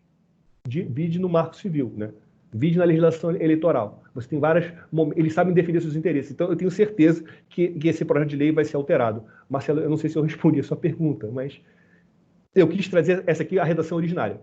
Porque eu acho que seria interessante, historicamente, a gente perceber qual foi o ponto de partida. Certinho, Renato? Posso prosseguir? Obrigado. Então, para não cansá-los, eu vou aqui para a parte final com minhas sugestões. Eu tenho essa frase que o Mark Zuckerberg trouxe, né? Move fast and break things, né? Vamos movimentar rápido e quebrar as coisas. Ou seja, vamos evoluir sem preocupação com os efeitos danosos que isso pode trazer à sociedade. Isso é lindo, quando os things que vão ser quebrados não são deles, né? São os nossos things. Então, aí sim é interessante. Então, não há uma preocupação com a responsabilidade. E eu vejo que essas empresas de internet, elas são muito beneficiadas no Brasil. Elas já têm aqui um presente não vou dar presente de grego, para não parecer preconceituoso, mas um cavalo de Troia, que é o Marco Civil. O Marco Civil, uma lei que foi criada com a ideia de nos beneficiar, na realidade, ela beneficiou as grandes empresas de internet. Porque para você responsabilizar o Facebook, o Twitter, o Google, você tem que promover 2 a 3 a 4 ações. Até recomendo um texto do professor Gajardoni, aqui da EPM, maravilhoso. Ele tem um texto brilhante em que ele dá 6 soluções possíveis para promover uma ação no Marco Civil. É um texto assim, é um dos textos mais brilhantes que eu vi de Marco Civil. E fico feliz de ver um juiz preocupado com essa questão da aplicação da lei. Mas o Marco Civil, ele acaba sendo uma lei que procura tirar a responsabilidade desses provedores de aplicação. Porque, na realidade, eles se valem muito, por exemplo, dos princípios de Manila. Olha, nós somos os meros transmissores da informação. Nós não podemos ser responsáveis. Veja, o Twitter já está abrindo o olho. O Twitter já está começando a checar quando tem fake news. O WhatsApp, de certa forma, também, né? O WhatsApp, a versão beta dele, salvo o melhor juízo, e quem me passou essa informação foi o professor Guilherme Caselli, delegado de polícia aí de São Paulo, um professor brilhante, que a versão beta do WhatsApp, mais recente, versão de teste, quando você escreve no seu texto a palavra Covid, o WhatsApp coloca uma lupa do lado para você clicar e ir para o Google. Ou seja, o WhatsApp sabe que você escreveu Covid. Como é que ele sabe disso? Bem, eu não sei, mas ele sabe. Está lá. Deixa atrás da orelha a responsabilidade. Então, o que eu acho é o seguinte, eu acho que essas empresas devem assumir a responsabilidade do conteúdo. Mas não foi elas que geraram e não tem como controlar. Olha, resposta jurídica, o problema é seu. Porque se você cria uma plataforma que tem 2 bilhões de usuários e você deixa fazer o que eles quiserem, você sim deve ser responsável. Porque você lucra com isso. Se você tem o bônus, você também tem que ter o ônus. Data vênia. Desculpe o desabafo. Mas ainda, eu vejo que quando nós tivemos uma atuação do judiciário, eu vejo que a gente tem que ter esse parâmetro aqui da justiça eleitoral. Deve ser com a menor interferência possível, seja no debate eleitoral, seja na livre expressão da sociedade. Eu acho esse julgado muito interessante. E eu trouxe aqui, basicamente, 2 sugestões de atuação judicial. Eu trouxe essa informação, eu ministrei uma aula aqui na EPM, há uns 2 ou 3 anos atrás, sobre técnicas de disponibilidade de conteúdo. E falei que você pode pensar em várias formas de você retirar um conteúdo da internet. Não adianta você prever uma lei que puna a fake news, você tem que saber tirá-la, né? Você, pela filtragem, pelo bloqueio, pela desindexação. Então, você tem várias técnicas que, digamos assim, tirariam a eficiência, tirariam o engajamento daquela notícia falsa, porque é impossível você tirar um conteúdo totalmente da internet. E outra coisa que eu acho importante é pensarmos em novas hipóteses de medidas coercitivas. Veja, o bloqueio do WhatsApp, o STF já entendeu que não é mais possível. E até o bloqueio do WhatsApp, quando foi originalmente aplicado, até havia um fundamento. Porque o WhatsApp sequer respondia às ordens judiciais. Sequer chegava assim, mandava uma petição falando que a gente não pode atender a ordem data vênia porque nossos dados são... Não, nem isso, eles não respondiam. Né? E nós sabemos muito bem que não dá muito certo isso. Né? Você tem que responder. Então, o que acontece é o seguinte, se você tem criptografia, seus dados você não tem acesso, você faça uma petição e você afirma e você comprova, né? Quem alega assim tem provas, na verdade não alega nada. É aquele famoso blocado latino. Aliás, é o único que eu sei de cabeça. Mas, dito isso, novas medidas coercitivas. O que eu penso aqui? É uma tese criada pelo professor Fabrício Paturi, um promotor da Bahia, que eu sempre cito ele, porque essa tese é maravilhosa. Como é que você tem medida coercitiva? Além das tradicionais astrentes, você pode ter também congelamento do CNPJ, proibição de contratar com o poder público. Veja que muitas vezes as propagandas públicas são exibidas nas redes sociais, as redes sociais contratam, né? Você tem aí pelo YouTube, pelo Google, pelo Facebook. E você precisa parar para pensar, as empresas americanas têm um poder muito grande. Porque, veja, pela legislação eleitoral, você só tem dois tipos de forma de propaganda na internet paga. Você só pode fazer por impulsionamento e por impulsionamento de conteúdo e por impulsionamento de palavras, né? A expressão mais ou menos essa. Impulsionamento de conteúdo é Facebook e Twitter e talvez Instagram. Impulsionamento de palavra-chave é Google. Então, toda a propaganda eleitoral brasileira ela é objeto de empresas americanas. Será que isso atende à nossa soberania nacional? Será que nós não poderíamos ter também outras formas? Não tira do Facebook ou do Google, ok? Mas eu teria outras formas para permitir empresas brasileiras participarem e, de certa forma, mantermos um debate mais interessante, mais fluido.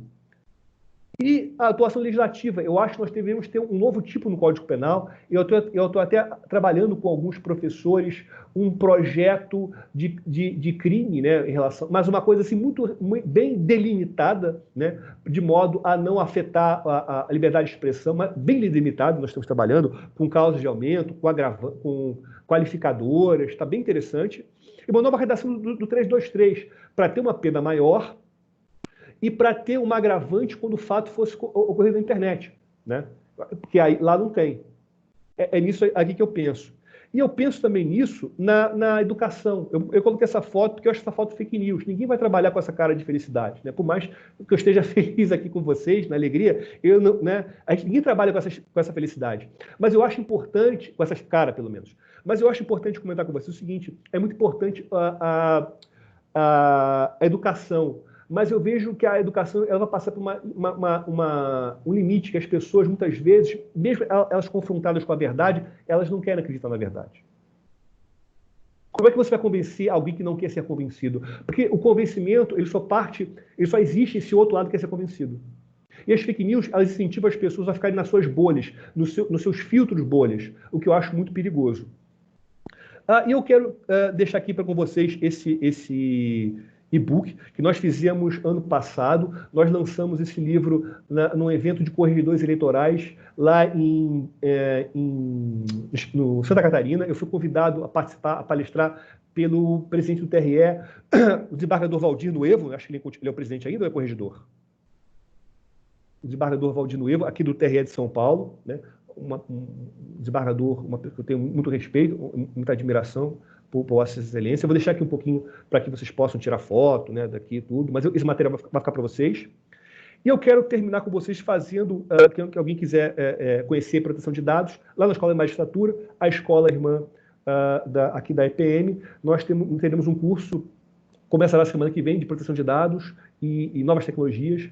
Nós teremos aqui uma grande honra, eu vou contar com a professora Renata Baião. Vai ser pela primeira vez nos 30 anos da Energy que teremos uma aula de Bitcoin e blockchain. Eu acho que vai ser um momento histórico, né, para a Escola de Magistratura do Rio de Janeiro, uma das mais antigas do Brasil, ter aqui a doutora Renata ministrando esse assunto, que ela é uma das poucas no mundo que domina esse assunto com tanta leveza e facilidade. Quando eu assisto a palestra dela, eu acho que é fácil.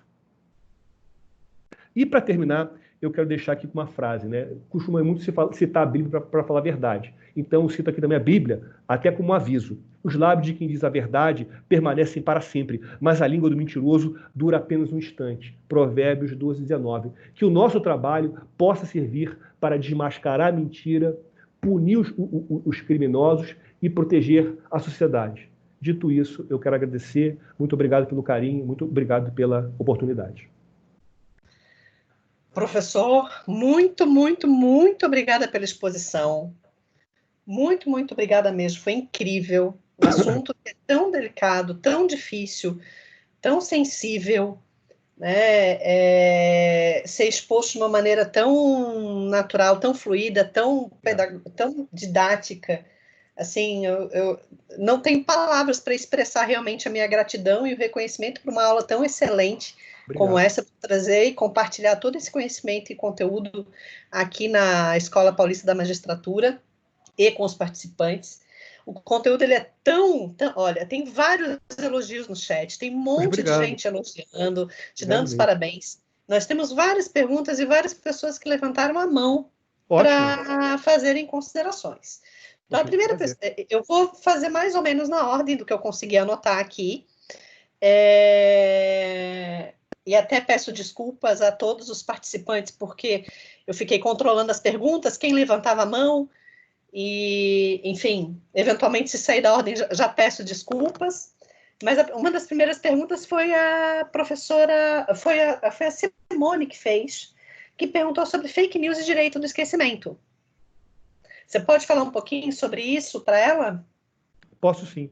Renata, se você me permite, eu só exibir aqui meu último slide, porque alguém me pediu nas minhas redes sociais. Mas enquanto você vai respondendo.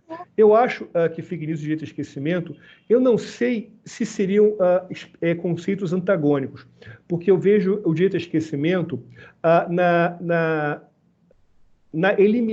eliminação de acesso de uma informação verídica, porém desatualizada. E essa informação verídica, porém desatualizada, poderia trazer uma falsa luz sobre uma pessoa. Eu acho, a princípio, professora, que haveria uma incompatibilidade, porque fake news é mentira. Direito ao esquecimento tem a ver com uma verdade desatualizada. O que eu acho que eles poderiam ter, esses dois institutos de semelhança, é a aplicação dos mesmos instrumentos jurídicos para a sua eliminação. Veja que a jurisprudência já há algum tempo admite, por exemplo, a desindexação do conteúdo pelo Google. Eu acho que você poderia utilizar a desindexação como uma ferramenta de inacessibilidade de fake news. Eu vou fazer o seguinte, eu vou seguir com as perguntas que eu anotei aqui, depois eu passo a palavra para quem levantou a mão, combinado? Pois não. A Roberta, ela fez uma pergunta sobre invasão de dispositivos e fake news. Deixa eu tentar recuperar aqui, porque ela fez algumas considerações antes.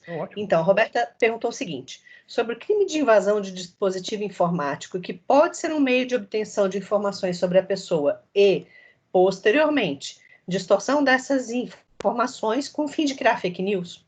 Gostaria de saber se apenas dispositivos pessoais poderiam ser objeto desse crime, ou se dispositivos funcionais acessados por profissional de informática da empresa, sem conhecimento e autorização do funcionário, também poderiam configurar o crime.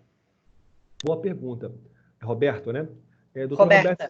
Eu vejo o seguinte, eu vejo que quando a lei fala dispositivo informático alheio, eu vejo que ela inclui todo aquele dispositivo informático que aquele indivíduo tenha ainda que seja uma posse, ou uma detenção, ou um acesso limitado. Então, eu vejo que poderia, sim, ser funcional, poderia ser a sua conta do Facebook, né? Mas o Facebook, a conta do Facebook pertence à empresa Facebook. Não, é a minha conta do Facebook que está no servidor do Facebook. Então, é o meu dispositivo informático. Então, eu vejo que no seu caso, pode ser sim. No caso citado pela senhora, pode ser sim. Certo, obrigada, professor, mais uma vez. E agora eu vou passar, então, às pessoas que levantaram as mãos. Normalmente, a gente usa esse recurso para quem quer fazer uma consideração e falar. O primeiro que levantou a mão foi o Caio. Caio, eu vou colocar eu vou habilitar o teu microfone para que você possa falar, tá certo? Vamos ver aqui. Você consegue falar, Caio? Tirar o seu microfone do mudo e falar? Caio, você está aí? Olá. Só vou te interromper mais um pouquinho. A Eliana pediu a lista de chamada de novo. Eu botei de novo o link no chat para ela, tá bom? Caio, você está com a palavra. Olá, muito obrigado. Gostaria de agradecer a participação e a brilhante palestra. E, na verdade, a minha dúvida é em relação à lista de chamada também. Eu não consigo ver o chat aqui, não me aparece na tela. Não sei se é um defeito da minha exibição ou se esse problema está ocorrendo aqui em todo mundo. E também não consigo realizar perguntas. Brilhante palestra, professor. Não é a primeira que eu assisto. Poxa, obrigado. Então, Caio, você tem alguma pergunta para fazer? Não. Na verdade, era só isso. Tá bom. Então, você pode, por favor, então, colocar o seu microfone no mudo. Eu vou ativar aqui. A próxima pessoa que levantou as mãos para falar foi o Maxley. Maxley, qual é a tua pergunta? Qual é a tua consideração? Eu estou correndo rapidinho, porque tem bastante gente que levantou a mão, então eu quero que todo mundo fale. Maxley, fique à vontade para tirar seu telefone do mudo e fazer a sua consideração.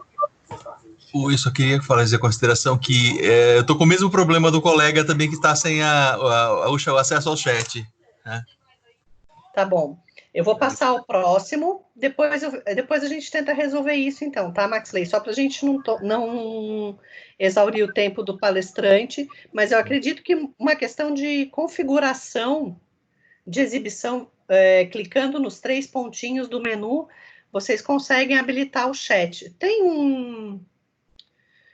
um balãozinho escrito mostrar conversa, e aí vocês conseguem ver o chat.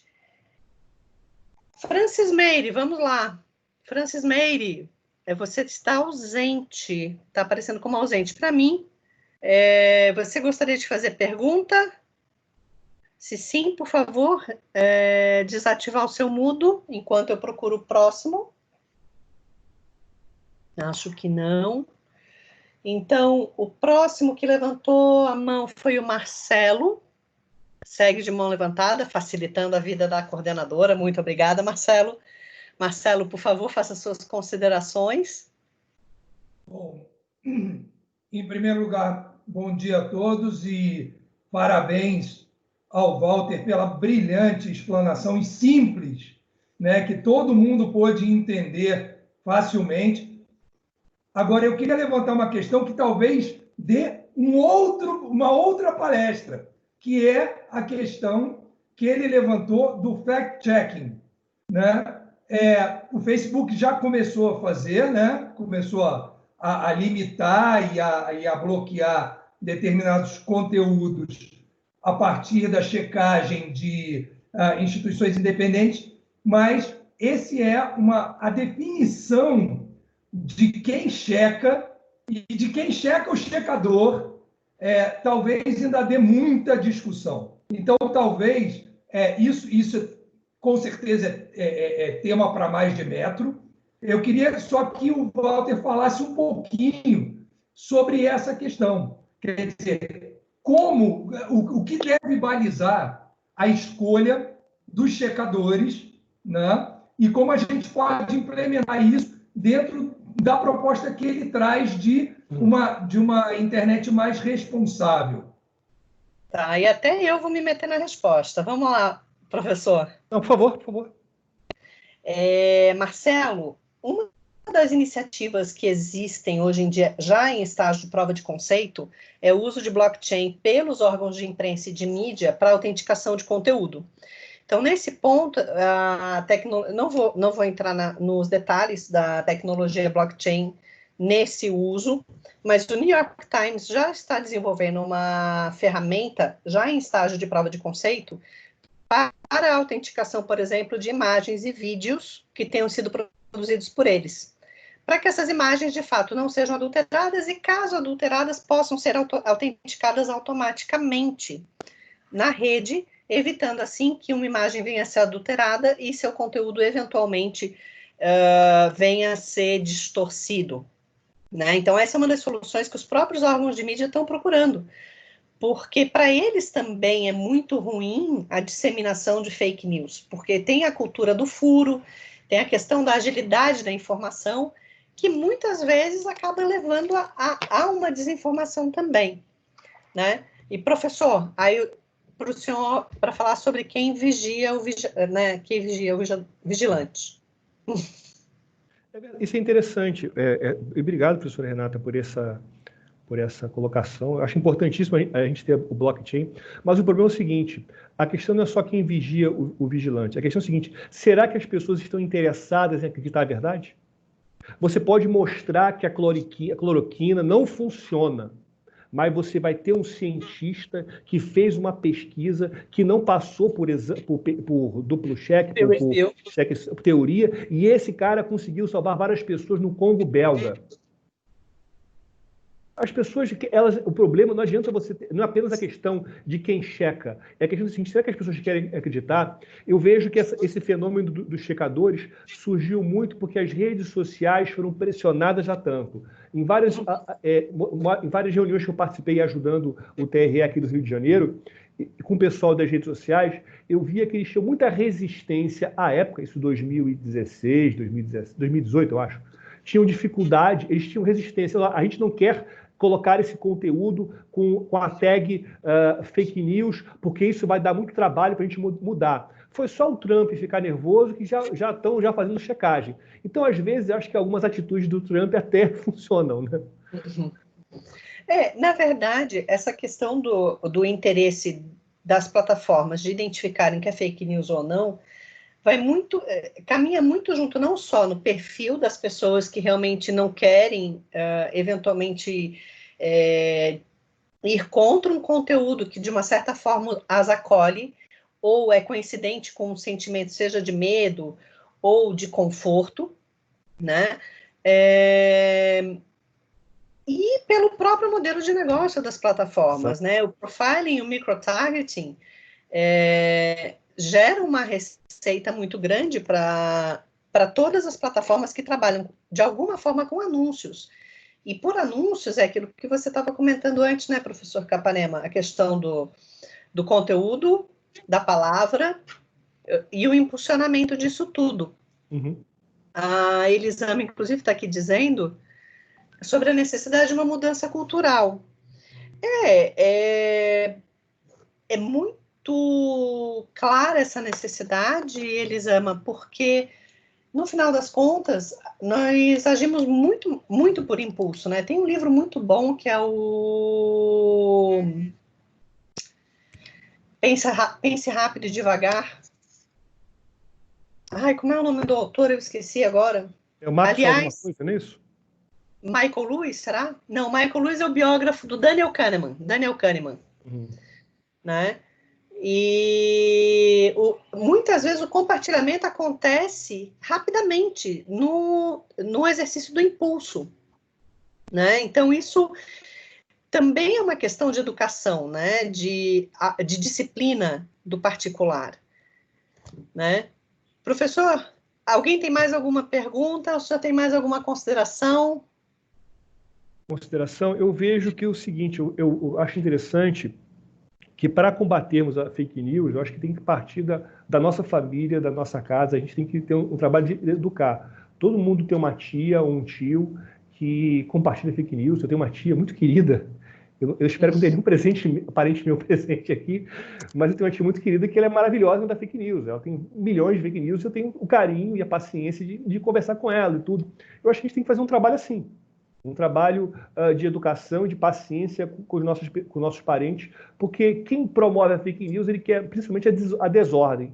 E eu acho que talvez a nossa principal forma de enfrentar a fake news como cidadão é pela ordem e pela paciência. Sem dúvida. Senhores, mais alguma pergunta?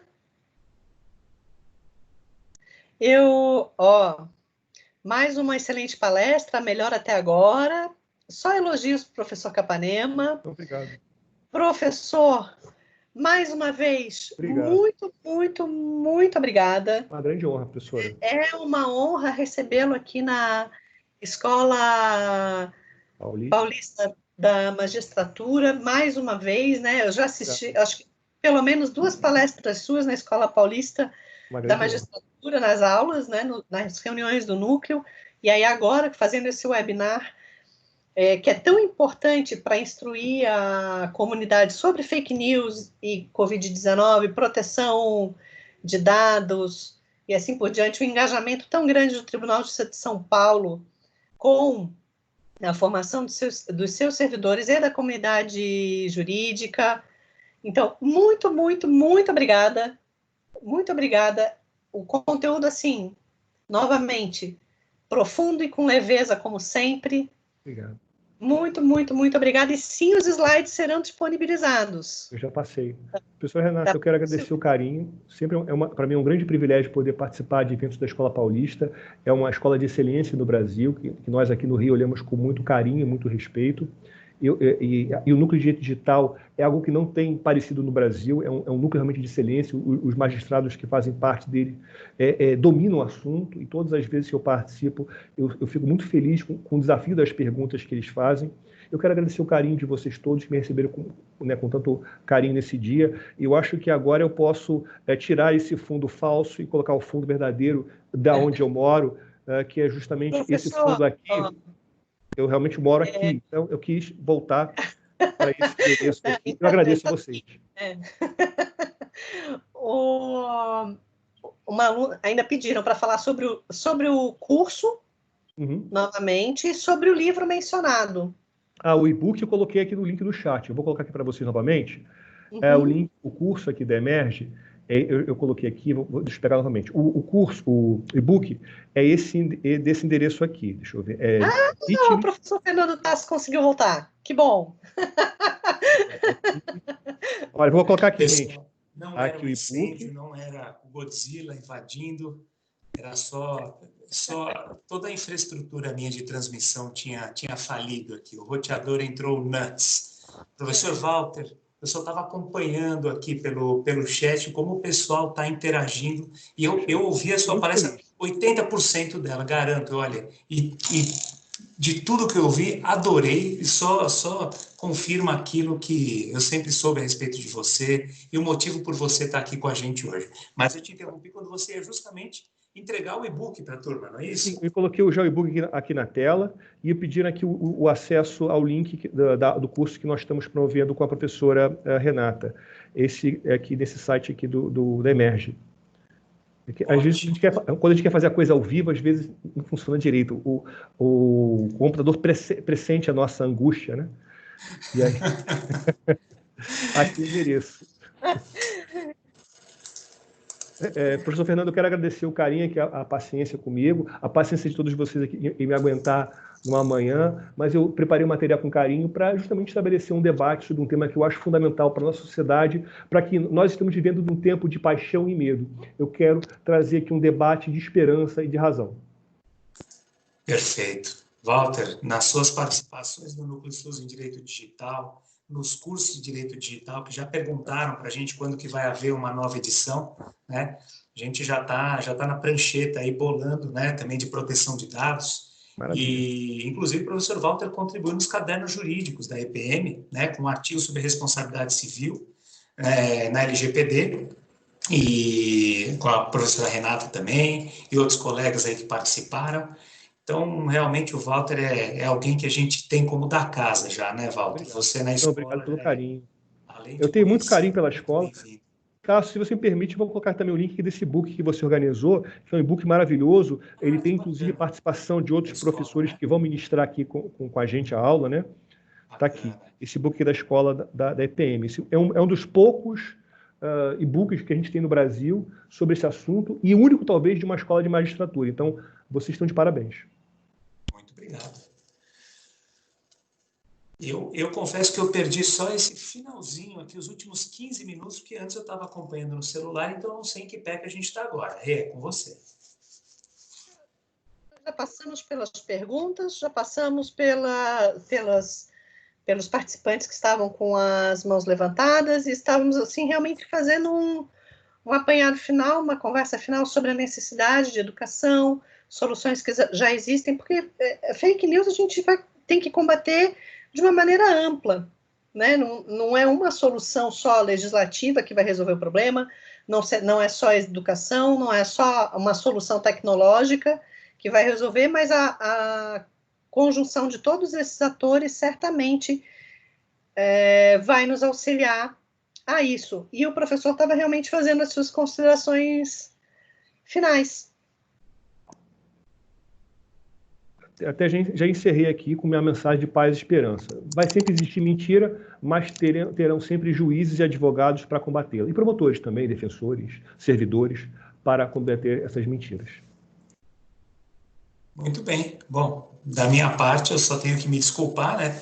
Realmente uma salva de palmas para o Walter, que sempre encanta a todos. Obrigado, quando vem falar para a gente. E, poxa, queria agradecer a presença do amigo, né? Do mestre e do parceiro de projetos aí, Walter Capanema, minha referência, uma das grandes referências que eu tenho no direito digital e como postura também, não só como professor, como pessoa, como ser humano, que é um amigo admirável. Obrigado, você querido. É muito bem-vindo, realmente. Uma grande honra. Então, com isso, Rê, imagino que tenhamos encerrado o nosso encontro de hoje, né?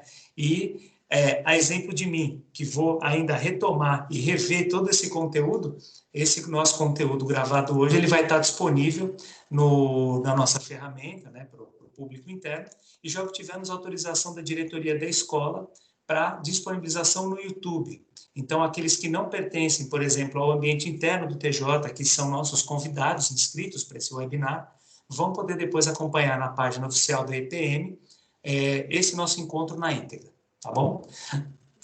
Então, com isso, deixo um grande abraço ao Walter, à Renata e a todos vocês. Obrigado, gente. Bom dia. Fiquem com Deus. Tchau, tchau. Tchau, tchau. Muito obrigada. Tchau, tchau. Tchau, gente. Obrigado.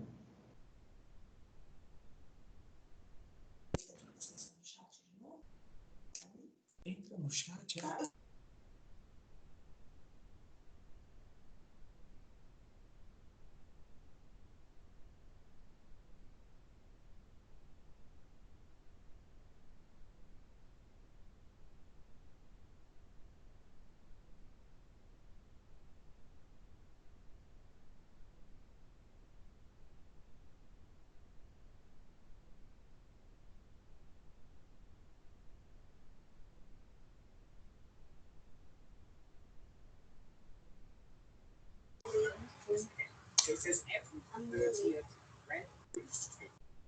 Queria ser o modelo da estrela. Muito ruim. 10 milhões? Vai ser barato? Vai! Tá mais.